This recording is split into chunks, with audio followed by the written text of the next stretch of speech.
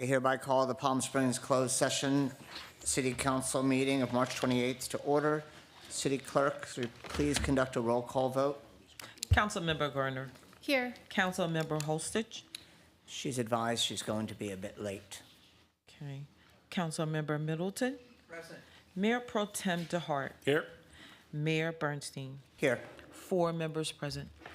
Okay, the next item is public testimony. This time has been set aside for members of the public to address the City Council on agenda items only. The City Council welcomes public input. The first public speaker is Jovita Ayala, followed by LaWand A. Roy. Yes. Okay. To move it down. Good afternoon, Mr. Mayor and members of Palm Springs City Council. My name is Jovita Ayala, and I am a former resident and a survivor of Palm Springs Section 14. It is my sincere hope that the council reaches a solution that acknowledges the past and establishes a path forward for healing and restoration. We know it is a city for all walks of life. Thank you for your time and service to this city. We can do this together. Thank you. Thank you. The next speaker is LaWand A. Roy, followed by David Weiner.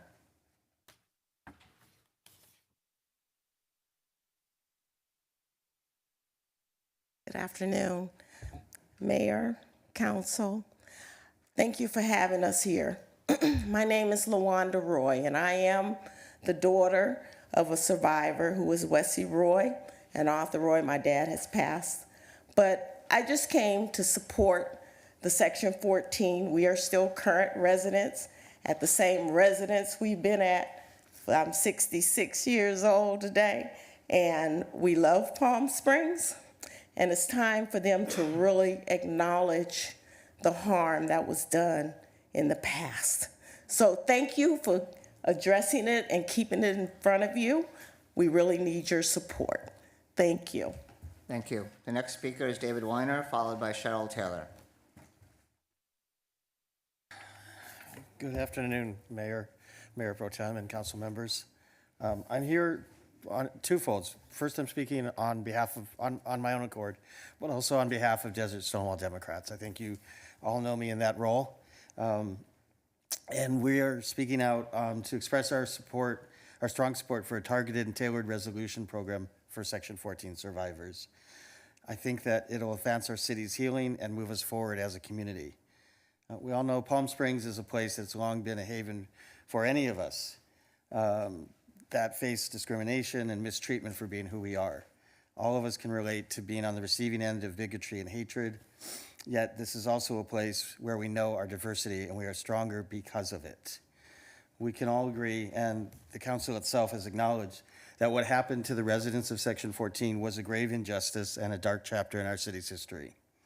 While we cannot undo the past, we can take meaningful steps to help repair the harm and trauma that the survivors have carried throughout their lives as a result of the city's actions at that time. Sadly, time is running short. Many survivors, as we just heard, are in their twilight years or have already passed. The time is now to approach this matter with the utmost urgency. Given the extent of damage and lifelong impact it has had on many of our fellow residents and neighbors, it is impossible to fully repay what has happened. However, that shouldn't stop us from taking meaningful action that can make a difference for the remaining survivors and their families. As residents of Palm Springs, we have a moral obligation to rectify the injustices of the past and ensure that the survivors receive some repayment or recompense or whatever you like to say for what has happened. We urge the City Council to prioritize this matter and to reach a fair resolution with the survivors. It's time to right the wrongs of the past and create a better Palm Springs for all of us. Thank you so much. Thank you. The next speaker is Cheryl Taylor, followed by Chandra De Silva.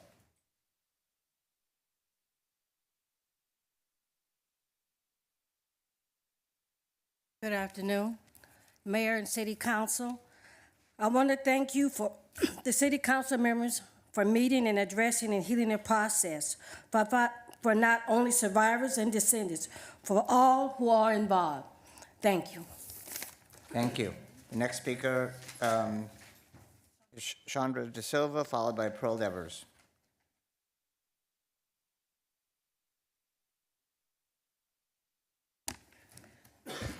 Good afternoon, Mr. Mayor and members of the Palm Springs City Council. My name is Chandra De Silva. I was born on the Palm Springs Section 14 on El Segundo, and I'm familiar with the history of our city. I lived in 3 apartment complexes on El Segundo, and one of which is now built on where my grandfather's house was. Over the recent past, we've gone from conversation to action, from apologies to negotiations, and I would like to thank the council for leading with understanding and empathy and listening to both residents and survivors. I've been a licensed realtor in Palm Springs for 24 years here and want to thank the city leadership for engaging in conversation about the future of survivors and not turning away from justice. We have an opportunity to show the world that here in Palm Springs, we are the center of progress, social justice, and equality for all people, regardless of race, sexual orientation, or religion. Let us seize the moment and be the city that made it right. I hope the council reaches a solution that acknowledges the past and establishes a path forward with healing and restoration. I love Palm Springs and I reside here. Thank you for your time and service to our city, and I know together we can go far, and I'm ready to lend my support in any way I can. Thank you very much. Thank you. The next speaker is Pearl Devers, followed by Margaret Genera.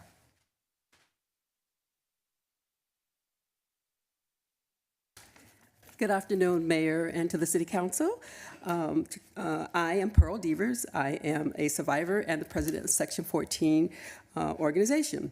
It's been a long road since the initial apology from the City Council, and we've never given up. I just want to thank the Council for an opportunity to engage with us through these talks. The nation and many parts of the world now knows what happened to our community in Section 14 decades ago.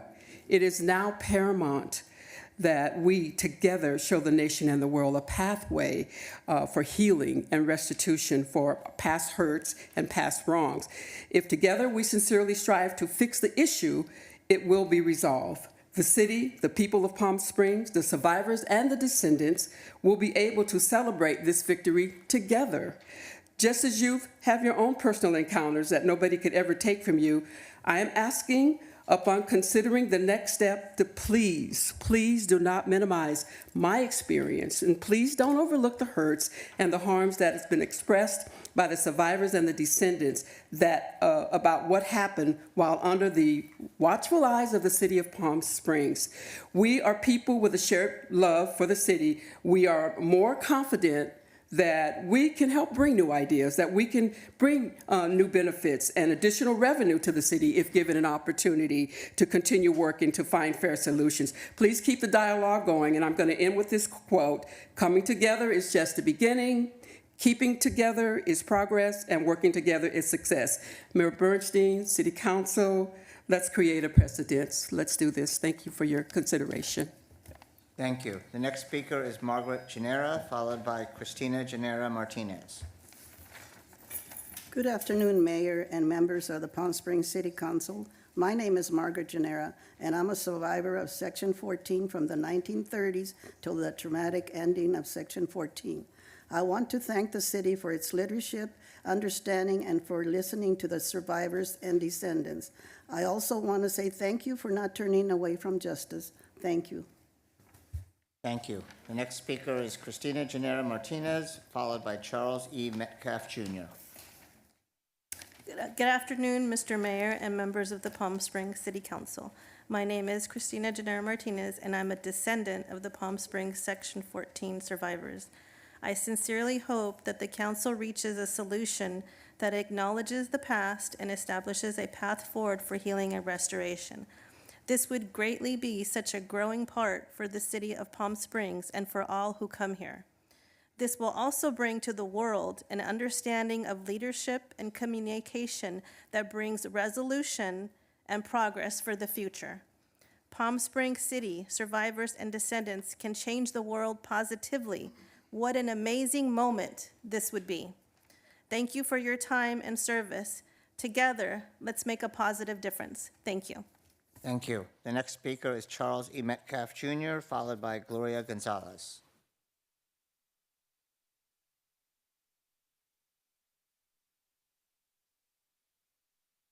Good afternoon, Mayor and City Council members.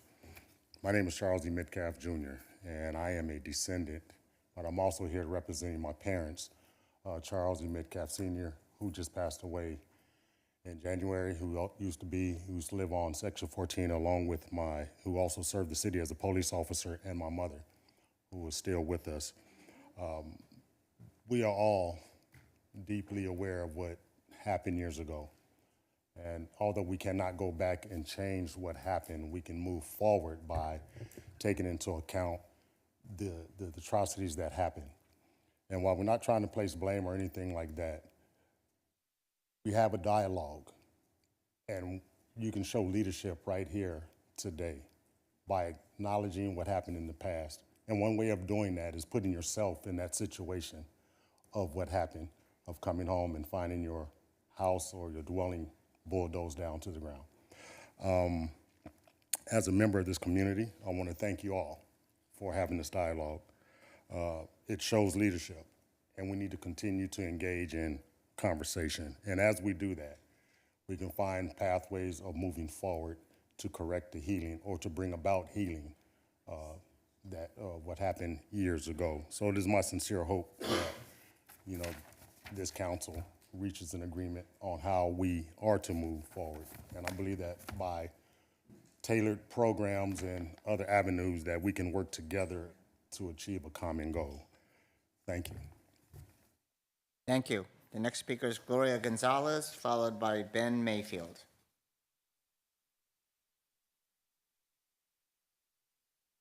Council and staff, I appreciate this time to express my gratitude for your collaboration and working with our lawyers to find the best resolutions for Section 14.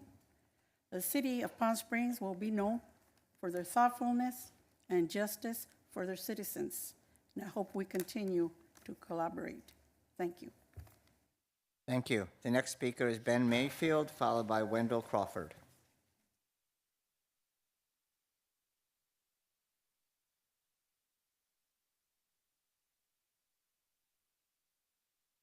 Good evening, Mayor, City Councilman, staff. My name is Ben Mayfield. I am a survivor of Section 14. My early days started in Palm Springs, walking every day up and down the street, selling the Desert Sun newspaper. So every day I interacted with people, and I always felt Palm Springs was a great place, and it is a great place. I didn't realize the darkness that lied behind the scenes. Racism is one of those things that if it doesn't touch you, you don't know about it. You can glance over it, you can talk about it, but when you're impacted by it, that's when it hurts. So there are folks, unfortunately, possibly even in these chambers, they'll go home, they'll have a conversation about us, about African Americans, and we don't belong here. But you brought us here. You brought us to this nation. And so every state within this country, we have problems.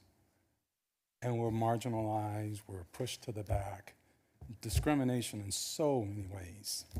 So Palm Springs, do the right thing. It hurts, it really hurts. We do bleed. Thank you. Thank you. The next speaker is Wendell Crawford, followed by Larry Holland.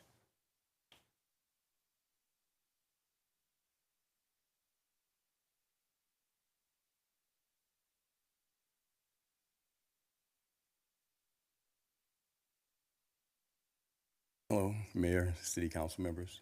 Thank you for this opportunity to speak, and I appreciate the opportunity for all of us to come together so that we can all share how we feel. I too am a survivor of Section 14. Family brought us here in 1955. As I'm a veteran, my father was a veteran. And the thing is that we served, they served their country as they were required to. But in coming here and finding out that they could not be served by their country while they were here. And then the other activities that went on, and we know what those were. I am just glad that we have an opportunity now to sit down and hopefully come to a resolution that is satisfactory and beneficial to all those involved. Again, the survivors, there's only a few of the survivors left. I myself am 71. I don't know what time holds for me, but I do feel sincerely that this is something that should not take a lot more time, because we've had the discussions. We know what it is that we're after in this, and I don't mean to sound like that, what we're after. We know what the resolutions we hope for. So, and I'm just hopeful and prayerful that a resolution will come in a timely manner. Thank you. Thank you. The next speaker is Larry Holland, followed by Norm King.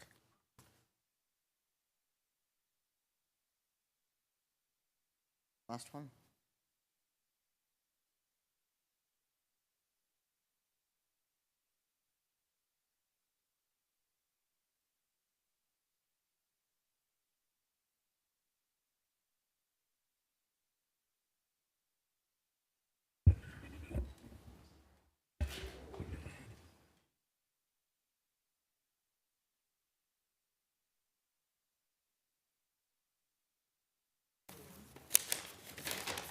Close enough. Good afternoon, Mr. Mayor and City Council. My name is Larry Holland, and I'm the son of Willie B. and Thelma Holland, who are deceased. My brothers, Sonny Holland, Doris, Jeannie, Pamela, and Patricia Holland. And I and my family are survivors of Section 14.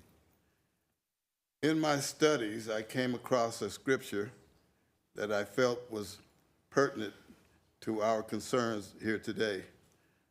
The passage is Deuteronomy 32:4, and it reads, "The rock, his work is perfect, for all his ways are justice. A God of faithfulness without iniquity, just and upright is he." Throughout the Bible, it teaches us of fairness, justice, and the need to make right any apparent wrongs in our lives. In this effort, there will always be distractors and naysayers who express the sentiment that was a long time ago. Get over it. Well, when one bears witness to the benefits gained throughout these apparent wrongs, it paints a glaring and continual illustration in our mind, making it very difficult to just get over it. We see before us today an opportunity for redemption and reconciliation, a chance, as Dr. King once said, to choose community over chaos. We pray that the Most High God will touch your hearts and your minds, and that your actions will line up with his will. I believe this great and prosperous city will see a victory in the movement toward fairness, equity, and unclouded visions. We, the survivors and descendants, ask that you as decision makers, demonstrate the courage that it requires to do the difficult and righteous things, and that you would act without further deliberation and delay. Thank you. Thank you for your time. The next speaker is Norm King, followed by Bobby Gray.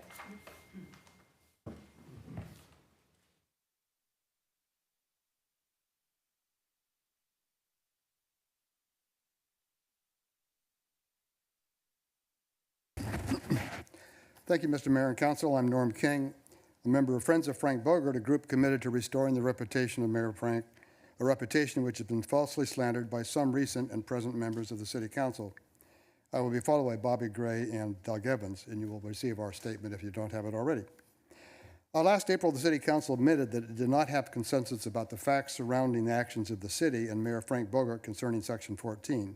The council voted to employ an independent contractor to clarify the facts, and a majority of the council specifically stated that the facts should be clarified before further discussion of reparations.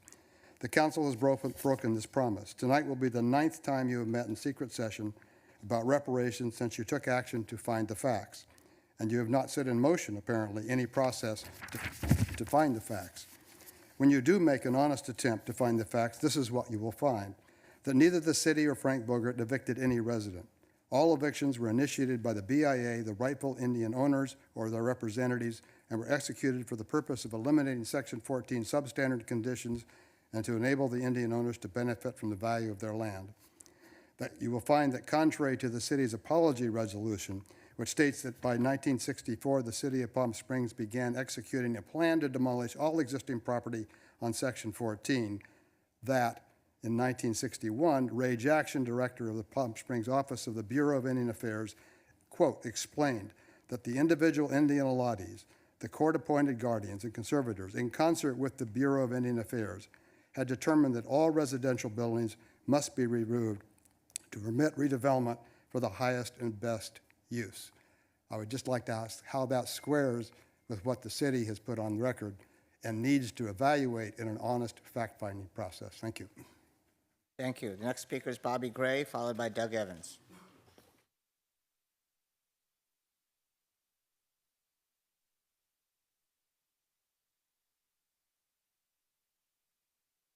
Good afternoon. Item that the city was not informed that these notices had been sent. Thereafter, Mayor Frank Bogart brokered a 6-month eviction moratorium with the BIA, which for most homes became a 4-year moratorium.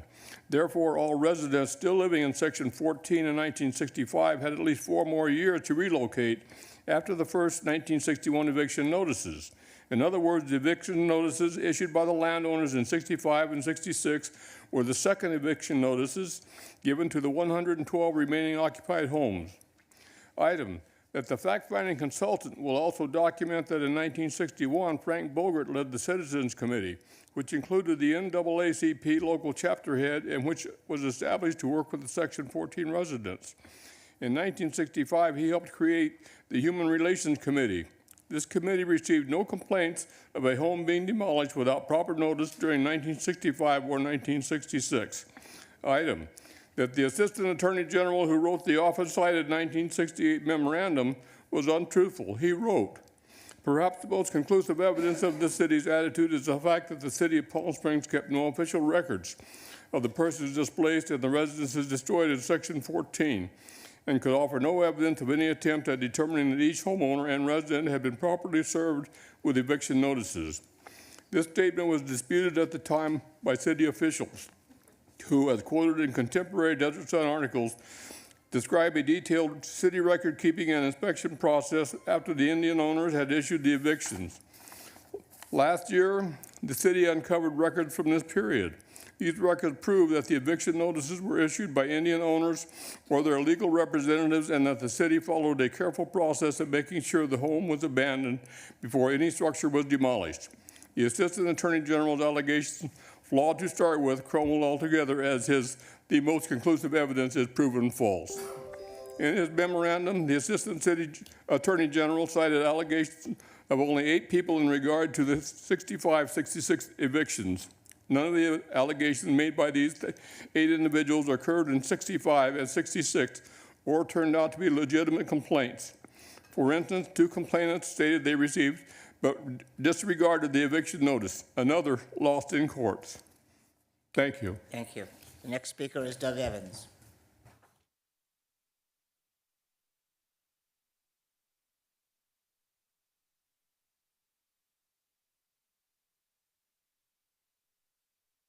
Good afternoon, members of the City Council. My name is Doug Evans. We handed out our complete material. I'm not going to go through it in total, but the Attorney General report The facts that the city has posted on its website completely decimate the credibility of that report. He claimed that there were no records. The city has the records. The Attorney General chose not to look at the records.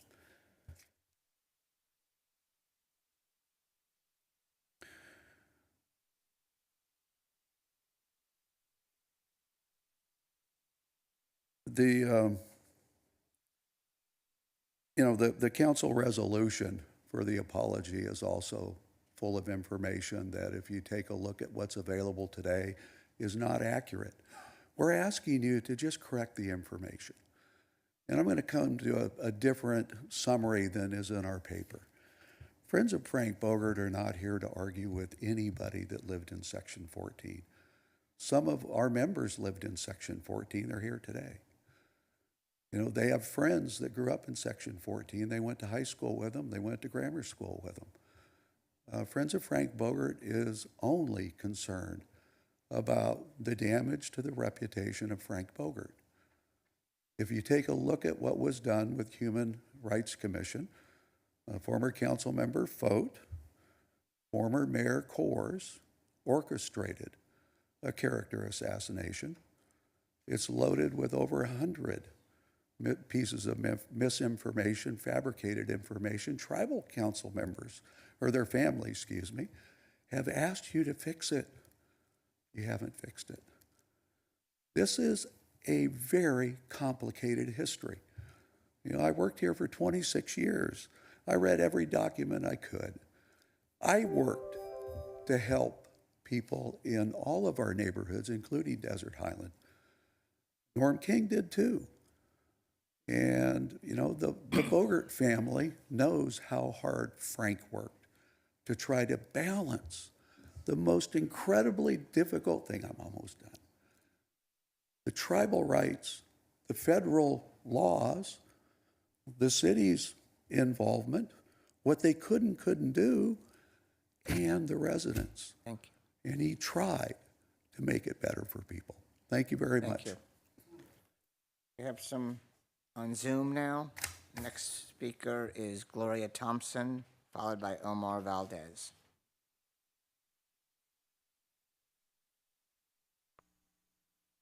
Hello? We can hear you. Oh, great. Good afternoon, Mr. Mayor, City Council members, and all involved. I am Gloria Holland Thompson, as you know, survivor of Section 14 and homeowner of Palm Springs, and also a snowbird. First of all, I would like to thank you all for finally stepping up to the plate to negotiate with our attorneys and the survivors. Second, we must do this in good faith and together, because we know what is going to make us whole from the harm and loss we incurred from the unjust action from the city. Third, my hope is that the city reaches a solution that will make the survivors feel whole and establish a path forward for healing and restoration. This is our home, born and bred, and no one likes to feel unwanted, abandoned, or mistreated in their own home. Fourth, we have lost many of our surviving elders from the start of this situation, and it should not take years to come to a bipartisan solution to make a wrong right. So let's stop dragging our feet and do this in good faith with open hearts and good intentions. Thank you. Thank you. The next speaker is Omar Valdez, followed by Ricky Pelham. Thank you very much. Good afternoon, Mr. Mayor and members of the Palm Springs City Council. My name is Omar Valdez, and I'm a survivor of Palm Springs Section 14. As a member of the Section 14 community, I want to thank the city for engaging in this conversation about the future of the survivors and not turning away from justice. We're all familiar with the history of our city. And we have seen over the recent past, we've gone from conversations to action, from apologies to negotiations. I'd like to thank the council for their understanding and empathy and for listening to both the residents and survivors. I believe a reasonable and tailored targeted program that is fair and absolutely achievable if we work together. It is my sincere hope that the council reaches a solution that acknowledges the past and establishes a path for healing and restoration in the future. Finally, thank you for your time and service to the city of Palm Springs. I know that together we can go far and that we're ready to lend our support in any way we can. Thank you. The next speaker is Ricky Pelham.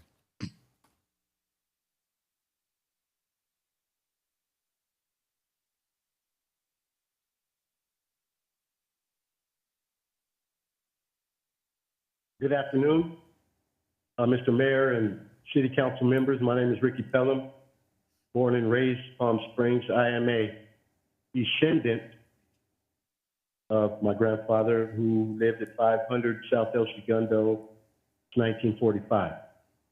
I would like to thank the city for at least acknowledging some responsibility for the wrongdoings that were done 50 or 60 years ago. I believe that time heals, and for the survivors of the Section 14 atrocities, that memory is relevant.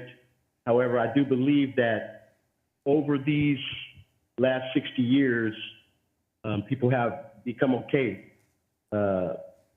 However, since the city has acknowledged their wrongdoing, it brings back to the forefront of everyone's mind how awful those atrocities were.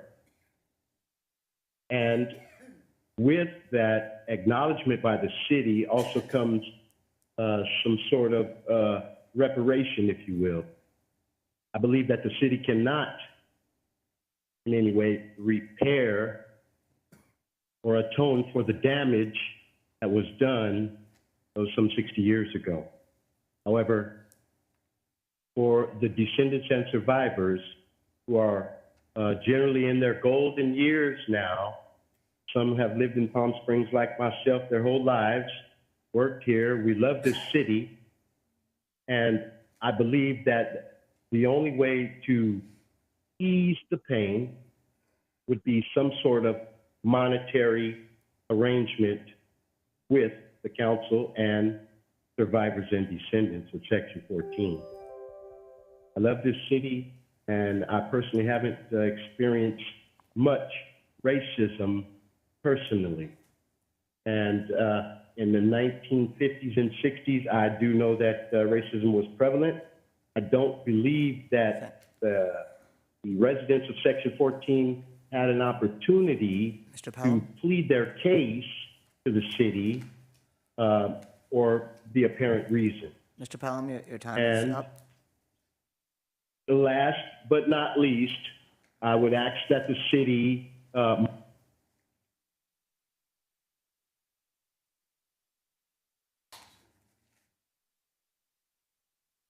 Okay. City Clerk, is there any other public comment? I have no further commenters. Okay, council will now adjourn to closed session.